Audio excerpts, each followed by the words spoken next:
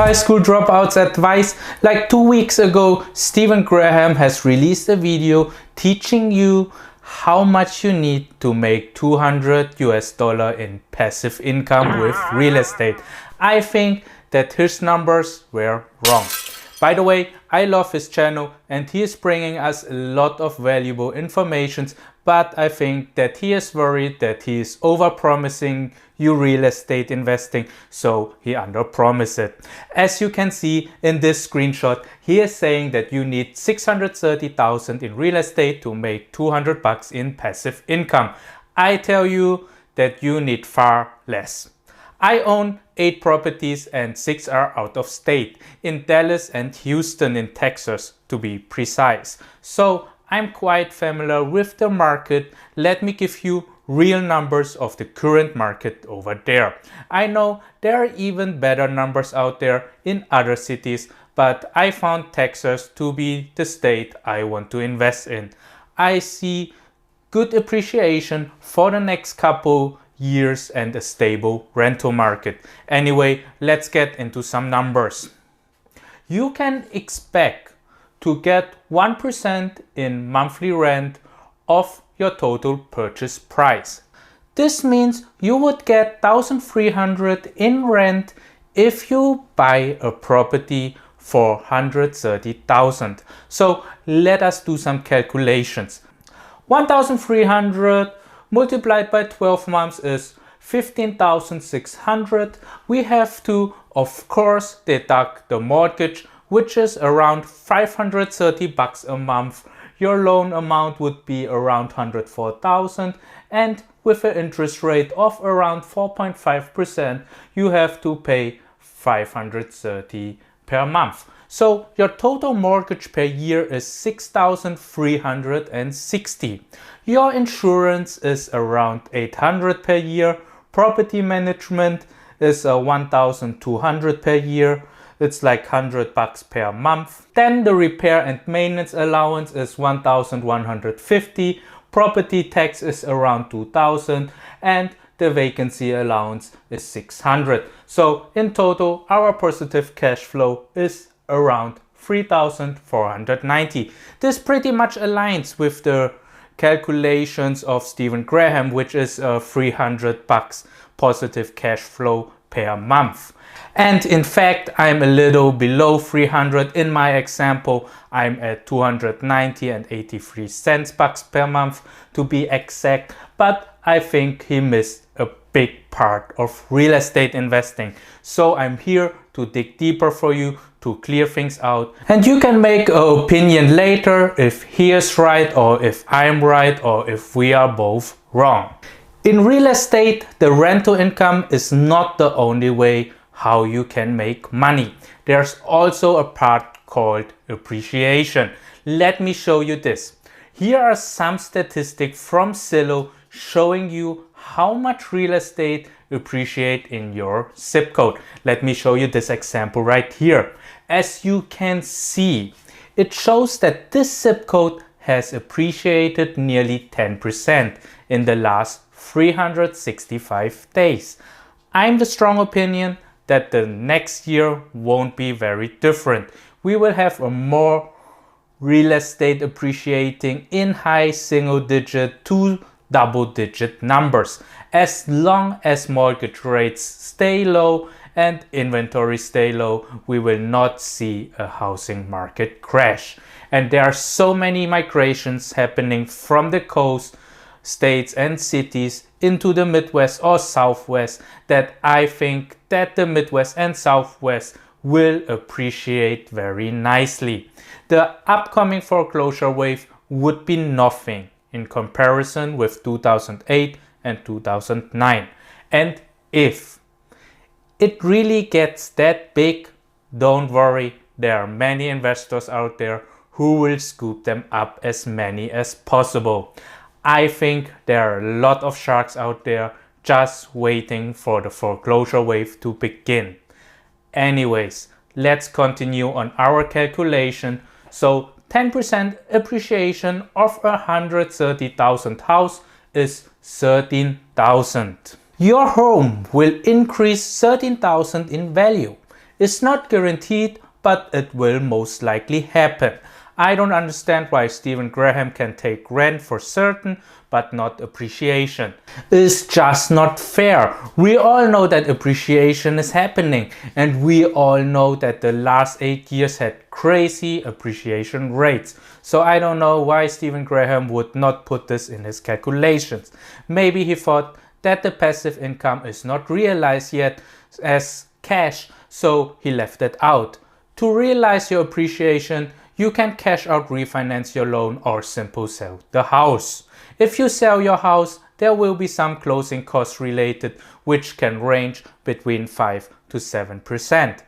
Anyways, you have gained equity in your house, and this is equal with passive cash flow. Let's remember the 10% in appreciation for now, which is 13,000 in our example. And please subscribe to my channel or hit the like button. It will help me out a lot. It will also boost your luck to make you a millionaire within 10 years if you do exactly what I say.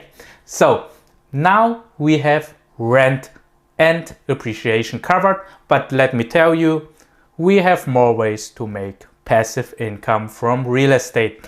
Another way you can make money with real estate is that a tenant is paying off your mortgage. The tenant will pay you a monthly rent, and you use the rent to pay your mortgage. In your mortgage there is a part called principal.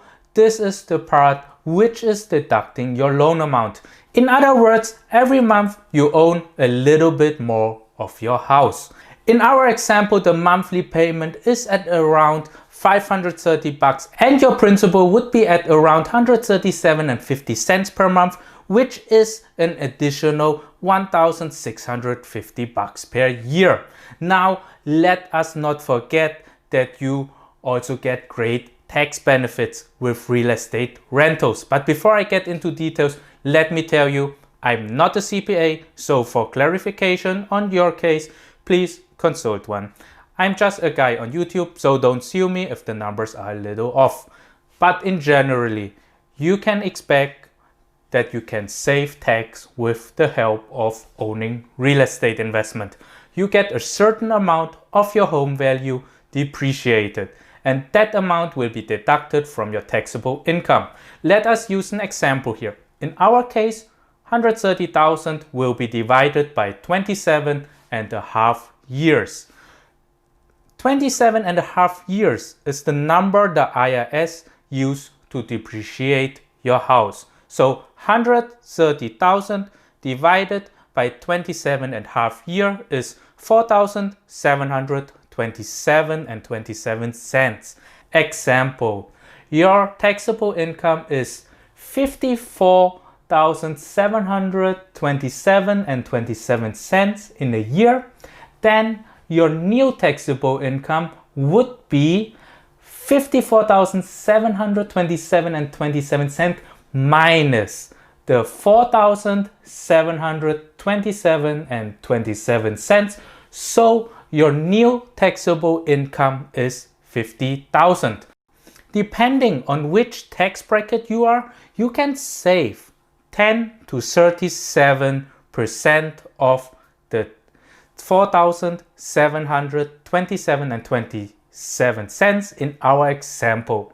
Let's use an average here and say you save 23.5%, which is $1,110 in tax savings in our example. So let us put everything together.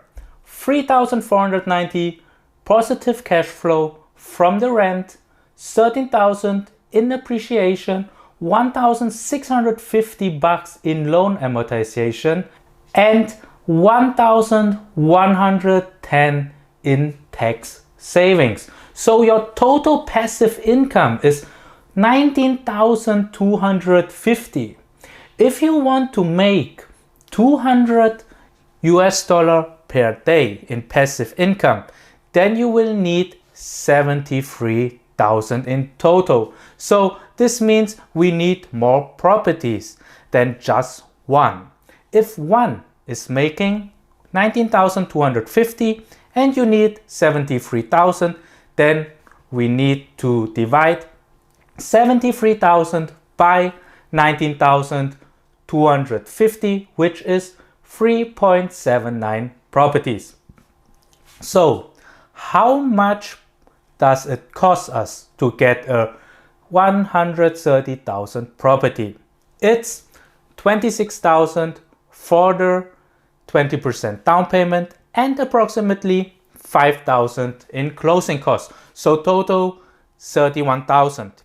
If we multiply 31,000 by 3.79 properties, this will be a total of 117,558. So this is more than 5 times less what Graham told you.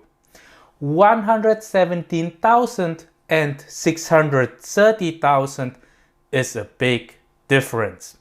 And you can argue with me that tax saving is not a passive income, but then let me ask you, are tax savings real or not? And if they keep money in your pocket or not?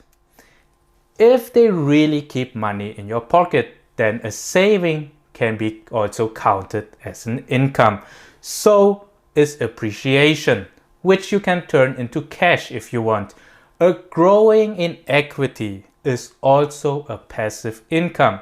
You could argue with me that my appreciation rate is too high, but this is pretty average of our last 8 years in the major cities in Texas. I think we have to be very selective in the data we choose. We shouldn't use the average appreciation rate of the whole US market from the last 200 years. If we are not investing in the whole US market, we should use the numbers accordingly to our zip codes and neighborhoods. So if you're selective and did your homework, I think 10% is possible. Especially now during this time where mortgage rate is at record low and big migration waves are happening all around the US. So many people from the coast states are moving to the Midwest or Southwest. Even if we take only 5% in appreciation instead of 10%, we would have 6,500 in appreciation and 12,750 in passive income. Then we would need 5.72 properties or an investment of 177,490, which is still 3.5 times less what Graham had in his calculation. So I really hope that I could encourage you more to invest into real estate. It will cost you around 31,000 for your first rental property with similar numbers like the one we use in our example. I think 31,000 is the amount which we can save up within 1 to 3 years. While you save, please have the money invested in stocks or other investment so it helps you to get closer to the 31,000 needed faster. If you already have the money and need help in analyzing properties, let me know. I'm happy to teach you how to do it. I'm here to help you guys. So is Graham and many other great YouTubers. I just want to show you that it takes you way less to start and way less to make $200 per day passively. Please subscribe to my channel if you could learn something new in this video. It will help me and the YouTube algorithm a lot. Thank you so much. See you hopefully in the next video. Thank you, bye. 3.5 times less what Graham had in his calculation.